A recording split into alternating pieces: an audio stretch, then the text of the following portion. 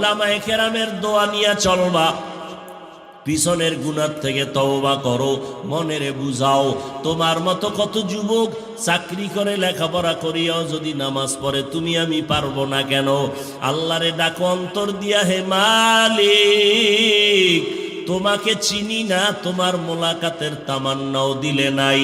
আজকে যতটুকুই বুঝলাম তুমি ছাড়া আমার আপনার কেউ নাই। জীবনে শয়তানের ধোকায় পড়ে গুনাহ গুনাহ গুনাহ। আজকে থেকে তওবার নিয়ত করে ফেললাম। তওবা সবার কপালে নসিব হবে না।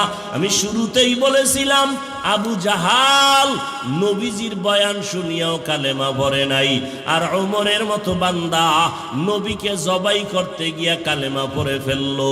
হেদায়েতের মালিক আমার আল্লাহ। দুই ফোঁটা চোখের পানি ছেড়ে ক্ষমা চাও।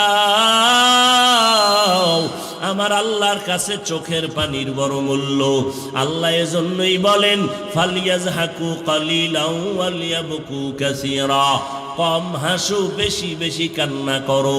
কান্না করলে মা বাবা সন্তানের প্রতি মায়া বাড়ায় দেয়। কান্নার কারণে শিক্ষক ছাত্রকে মায়া করে। ওই মা বাবা শিক্ষকের থেকে আমার আল্লাহর মায়া কি কম? দুই ফোঁটা চোখের পানি ছাড়ো। কান্না যদি না আসে মনেরে বুঝাও, তোমার কপালে বুঝি আল্লাহ বেজার হয়ে গেল গুনার কারণে, মা বাবা বুঝি বেজার হয়ে গেল। তাড়াতাড়ি মা বাবার থেকে দোয়া নাও। বাবায় যদি তোমার পাশে থাকে দোয়া চাইও। বাবায় যদি মাথায় হাত দিয়া দোয়া করে দেয় সাথে সাথে কবুল হবে। বাসায় গিয়া মাকে বলিও, মা আজকের বয়ানের প্যান্ডেলে কত বান্দা দেখলাম চোখের পানি ছেড়ে কান্না করে মুনাজাত দিল, তওবা করলো।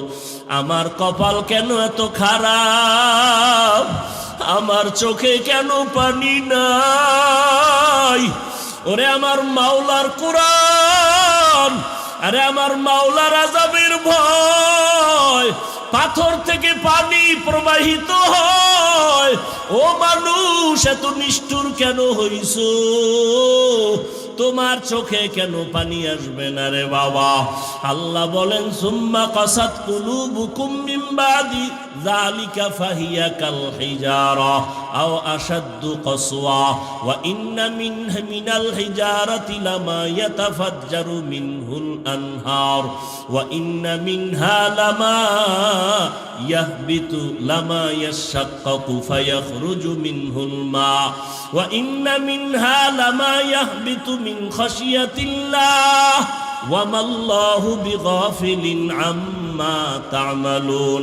আল্লাহ তাআলা বলেন কোরআনের আয়াত, ও মানুষ তোমাদের কলব এত শক্ত কেন? পাথরের থেকেও কি তোমাদের কলব শক্ত হয়ে গেল? জাহান্নামের ভয়ে তাকায়া দেখো, কিছু পাহাড়ের পাথর থেকে পানির ঝর্ণা মনে হয় ঝর্ণা না, ওরা জাহান্নামের ভয়ে কাঁদে। আবার কিছু কিছু পাথর থেকে টপকে টপকে পানি পড়ে জাহান্নামের আযাবের ভয়। কারণ আল্লাহ কোরআনের অন্য জায়গায় বলেন ওয়াকুদুহান নাসু ওয়াল হিজারা, জাহান্নামের ইন্ধন হবে মানুষ আর পাথর। পাথর যদি আল্লাহর ভয়ে কান্না করে, পাথর যদি এক জায়গা থেকে আল্লাহর ভয়ে লাফাইতে থাকে, তোমার কি জাহান্নামের ভয় নাই? আমার মায়ার নবী কত দামি নবী, সাহাবায়ে কেরামরা কত দামি। এলেমের অভাব নাই, আমলের অভাব নাই, তাকওয়ার অভাব নাই। জান্নাতের টিকিট পাইয়া আবু বকরের মতো বান্দা জীবনভর কান্নায় কাটায় দিলেন। ওমরের কান্না, ওসমানের কান্না, হযরত আলী সহ সমস্ত সাহাবায়ে কেরামদের কান্নার আওয়াজ রাদিয়াল্লাহু আনহুম আজমাইন।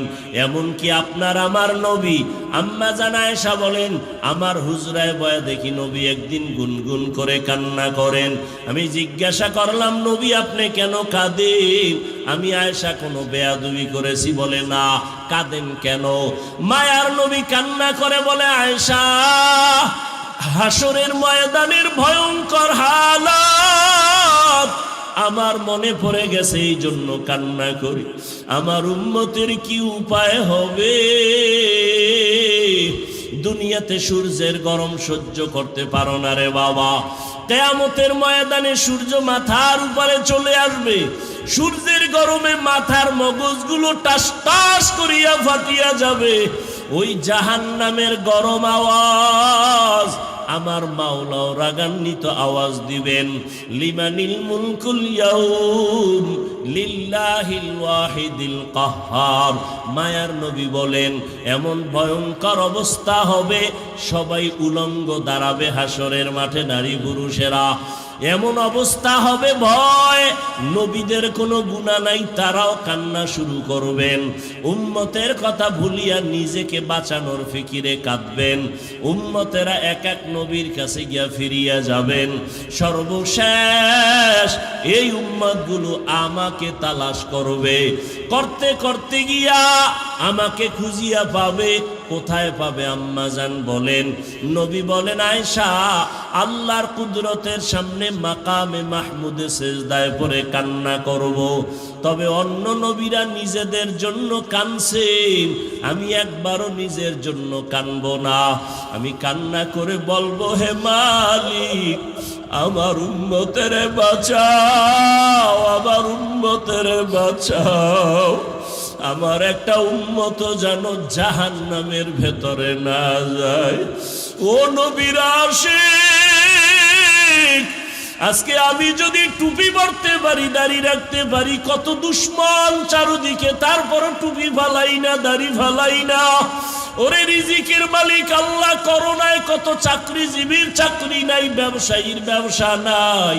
আমরা নবীর আদর্শ মানিয়া যারা চলি, কেউ সম্মান কমে নাই, না খাইয়াও মরি নাই।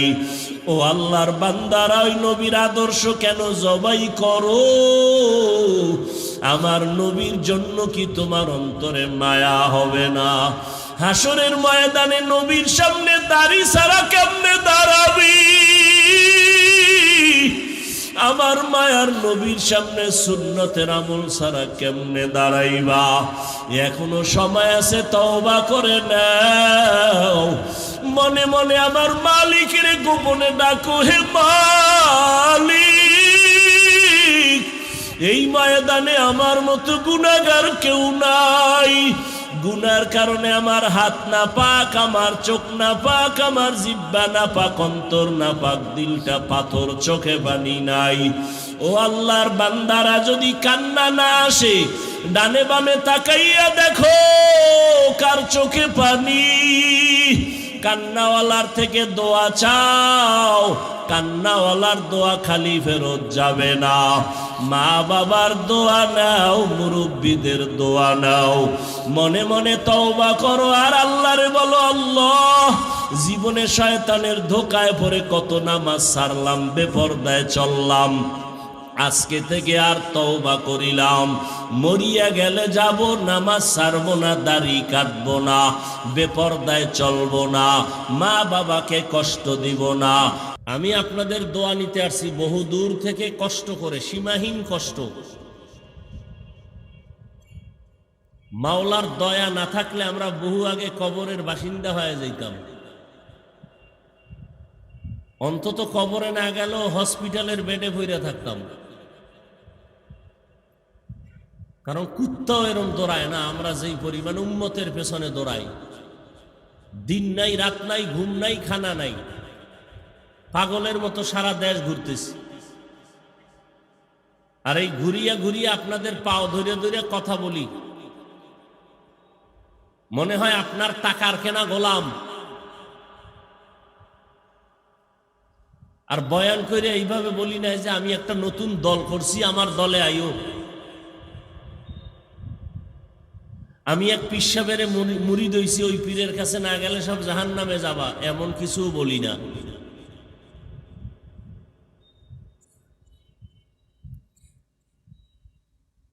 12টা মাস দৌড়াইতেছি, উম্মতের হালাত আগের মতোই। তাবলিগলারা দৌড়ায়, পীর সাহেবরা দৌড়ায়, জুমার দিন খতিব সাহেবদের কষ্ট, বয়ান, আমাদের বয়ান, ফলাফল জিরো। করোনার মতো গজব দিল খোদা, এরপরও বাঙালি মুসলমান সোজা হয় না।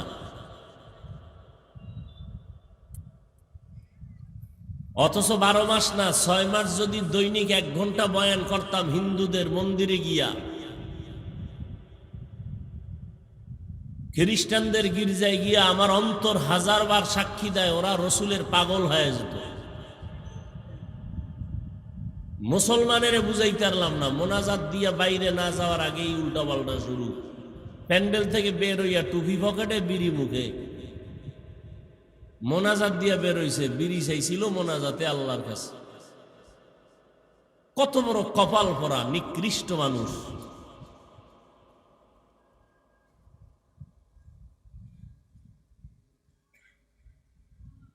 আউযুবিল্লাহর খবর নাই, বিসমিল্লাহর খবর নাই, পর্দা নাই, হালাল নাই, হারাম নাই। ছেলে মেয়ে কোরআন পড়তে জানে না, স্ত্রী পর্দা করে না, সারাটা দিন ওলামায়ে কেরামের বিরুদ্ধে চায়ের দোকানে বসে বসে গল্প করবে, সমালোচনা করবে। মা বাবার অভিশপ্ত সন্তান ছাড়া কখনো আলেমের বিরুদ্ধে কথা বলতে পারে না। এরা মা বাবার অভিশপ্ত সন্তান, ওদের উপর আল্লাহর লানত।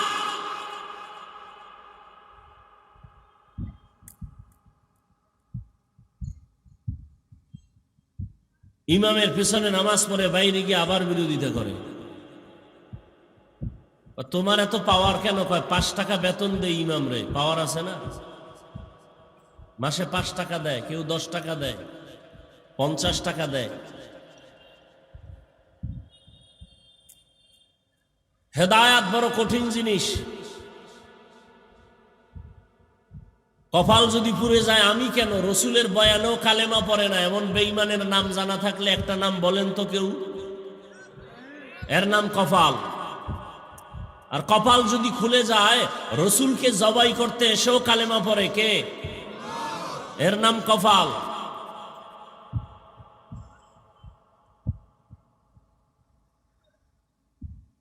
এই জন্য আমি ইদানিং কালে একটা কথা বেশি বেশি মুখস্থ করাই উম্মতকে, যে বান্দা চাইলে কিছুই হয় না, আল্লাহ চাইলে সব হয়।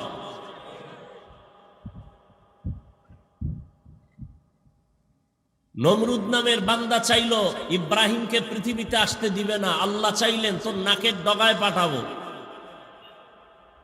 আল্লাহ চাইছেন, তাই হয়েছে, নমরুদেরটা হয় নাই।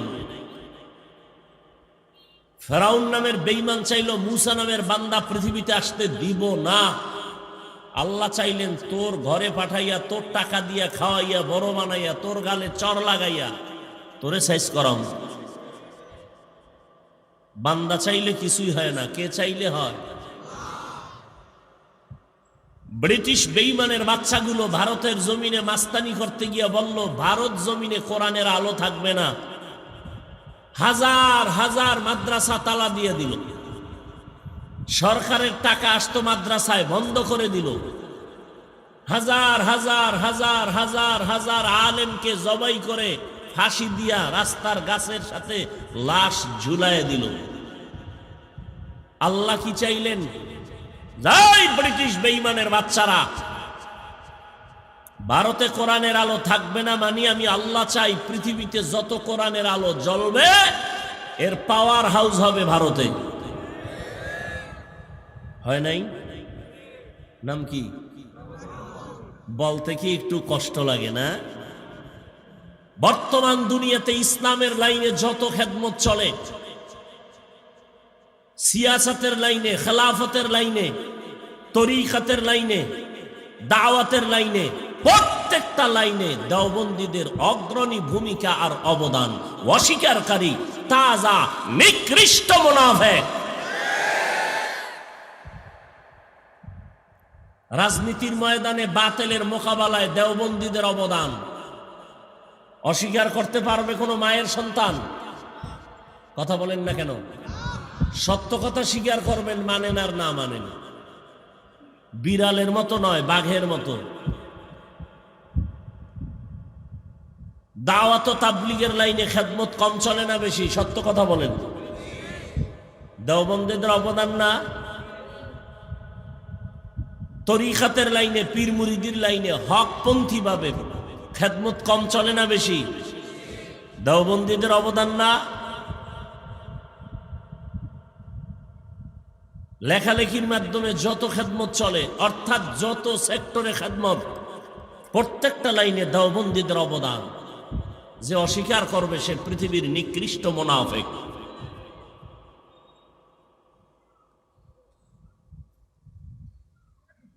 কিন্তু আমরা এই কথা বলে বলি না যে আমরা হক, বাকিরা বাতিল। না, যার যতটুকু প্রশংসার উপযুক্ত তাকে অতটুকু প্রশংসা করতে হবে।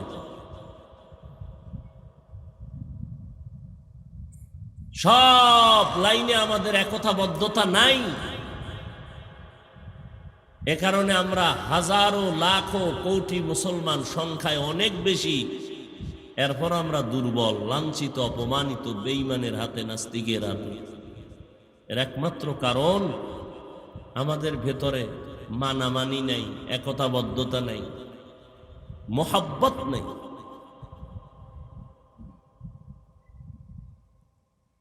আমি নাভির নিচে হাত বেঁধে নামাজ পড়ি, আপনি বুকের উপরে হাত বেঁধে নামাজ পড়েন। কার জন্য পড়েন বলেন তো? আমি বলছি না, সত্য কথা স্বীকার করেন। কার জন্য নামাজ পড়েন? আপনি জোরে আমিন বলেন, আমি আস্তে আমিন বলি। কার জন্য আপনি আমল করেন বলেন? আমি 20 রাকাত তারাবি পড়েছি, আপনারা কেউ 8 রাকাত পড়েছেন। যাই পড়েন, এই আমলটা কার জন্য করেছেন? আল্লাহর জন্য। তা আমল যদি আল্লাহর জন্য করেন আলহামদুলিল্লাহ, বান্দার সাথে ভাব দেখান কেন?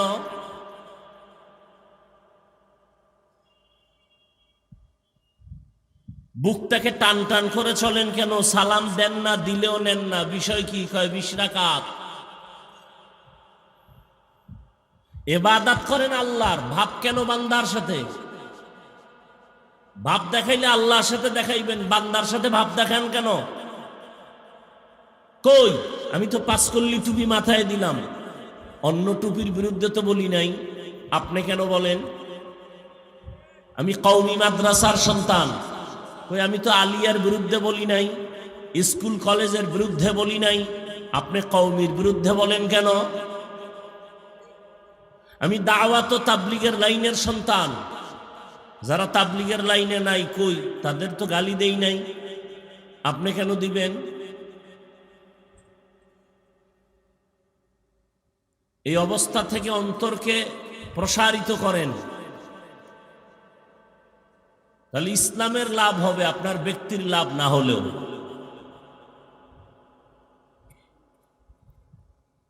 আমি আজকে আলোচনা করব, যতটুকু টাইম পাই, আমল সম্পর্কে আমার আলোচনার বিষয়। বর্তমানে একদল ময়দানে কথা বলতেছেন, বুলিয়া ওড়াচ্ছেন, আমল লাগে না, আমল লাগে না, বেশি আমল লাগে না, এরকম বলনেওয়ালা আছে না নাই? আমি এ বিষয়ে কিছু কথা বলবো, তবে উঠা বসা করলে আস্তে হাত দুইটা উঠায় দোয়া করে চলে যাব। কারণ কষ্ট করে আসছি, যদি মূল্যায়ন না করেন তো সেখানে আর আমার সময় দেওয়ার দরকার কি? ফামান কানা ইয়ারজু লিকা রাব্বিহ ফালইআমাল আমালান সালিহা ওয়া লা ইউশরিক বিইবাদাতি রাব্বিহ আহাদা। হে নবী বলে দেন, যেই বান্দা বান্দি তার রবের সাথে মোলাকাত করতে চায়, ফালইআমাল আমালান সালিহা, তারা যেন অবশ্যই আমলে সালেহ করে। তবে সাবধান, ওয়ালা ইউশরিক বিইবাদাতি রাব্বিহ আহাদা, তারা যেন তার রবের ইবাদতের মধ্যে অন্যকে অংশীদার না বানায়। সাবধান। পয়গম্বর বলেন, আখলিস দীনাকা ইয়াকফিকাল আমালুল কলিল। হে উম্মত, তোমার ঈমান আকীদা পরিশুদ্ধ করে নাও, অল্প আমল জান্নাত পাওয়ার জন্য যথেষ্ট হয়ে যাবে। আয়াতের ভেতরে আল্লাহ পাক আমলের কথাও বললেন, সতর্কবাণীও দিলেন। হাদিসের মধ্যেও নবী আমলের কথা বলেছেন, তবে বেশি আমল না, অল্প আমল। বেশি আমল আর কথা কন ভাই, এক হাতে তালি বাজে। বাচ্চা কান্না না করলে মা দুধ দেয় না, বিনা বাতাসে নদীর পানি নড়ে না।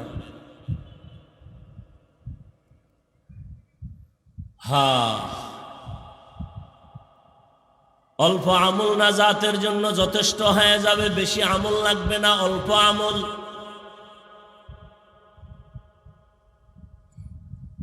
আল্লাহ পাক রব্বুল আলামিন এজন্য আয়াতেও বলেছেন, আল্লাযী খালাকাল মাউতা ওয়াল হায়াতা লিয়াবলুয়াকুম আইয়ুকুম আহসানু আমালা।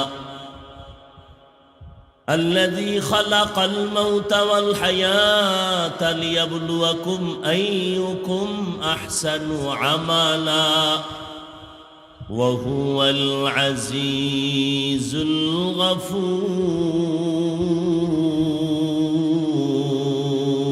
الغفور। আল্লাহ বলেন হায়াত আর মউত দিয়া দুনিয়াতে তোমাদের পাঠাইলাম একটা পরীক্ষা করব। কিসের পরীক্ষা? আল্লাহ বলেন আমলের পরীক্ষা। কেমনে করবেন? আল্লাহ বলেন আমি দেখব কারা ভালো আমল করে। বেশি আমল না ভালো আমল? আকসারু আমালা বলেন নাই, বলছেন আহসানু আমালা। আল্লাহ ভালো আমল দেখবেন, বেশি আমল দেখবেন না।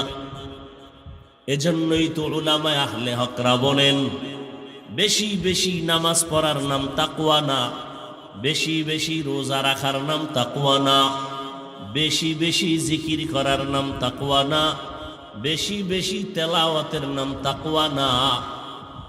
গুনাহ থেকে বেঁচে থাকার নাম হলো তাকওয়া। আর কে দারত খৌফে হক দর দিল মদম জন্নতুল মাওয়া দেহদ রাম কাম জুজবা হক চীজে মখাজ ইনসুজা ফজলে উ আমস্তে দর জুমলা জাহা।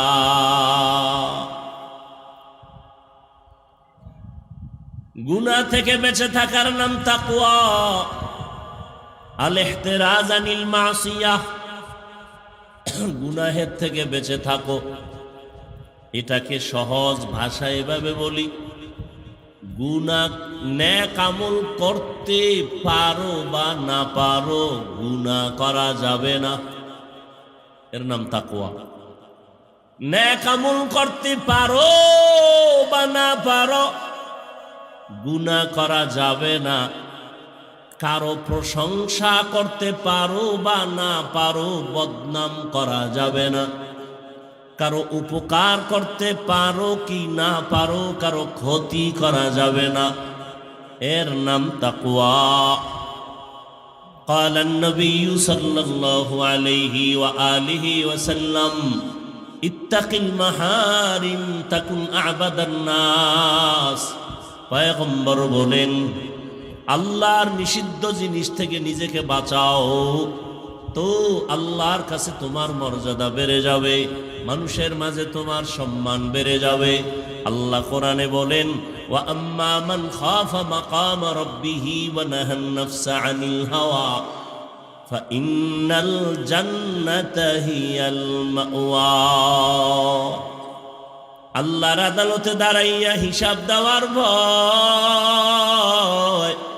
যারা নিজেদের গুনাহ থেকে বাঁচায় রাখবে তাদের ঠিকানা হলো জান্নাতুল মাওয়া।